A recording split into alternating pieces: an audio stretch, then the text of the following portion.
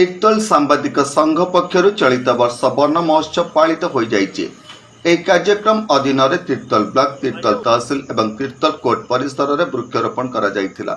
संघर सभापति टुकन चरण सेठी प्रत्येक तत्वावधान में आयोजित वृक्षरोपण कार्यक्रम में तीर्तोल ब्लॉक कार्यालय परिसर में मंडल उन्नयन अधिकारी तपन कुमार सेनापति, अतिरिक्त मंडल उन्नयन अधिकारी सत्यजित स्वाई, जोगण निरीक्षक बाबूलाल बारिक प्रमुख सांबादिक मानक सहित मिसी विभिन्न प्रकार फल चारा रोपण करथिले।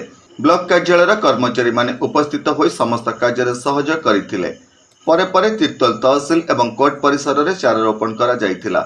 एक कार्यक्रम में संघर संपादक सौरजित पढ़िहारी, सह संपादक चंद्रकांत बारिक, कोषाध्यक्ष भानुशंकर राउतराय, वरिष्ठ सभ्य श्रीवत्स लांचन पाड़ी, पूर्वतन संपादक मानस कुमार सुतार, पूर्वतन सह संपादक निशाकर दास, प्रभात कुमार परिड़ा, संगठन संपादक सत्यप्रकाश महांती, एमएस राजन कुमार, जगन्नाथ प्रसाद साउस, स्वागत रंजन दास, प्रशांत महांती प्रमुख उपस्थित थिले।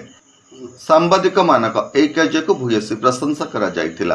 तीर्तोल सत्यप्रकाश महांती रिपोर्ट, होली टीवी ओडिया। नमस्कार, मु लिपिका आपण मानक स्वागत करछि नुआ रूपरे होली टीवी ओडिया। होली टीवी ओडिया सहित जोड़िया आपण माने लाइक करंतु, सब्सक्राइब करंतु, शेयर करंतु।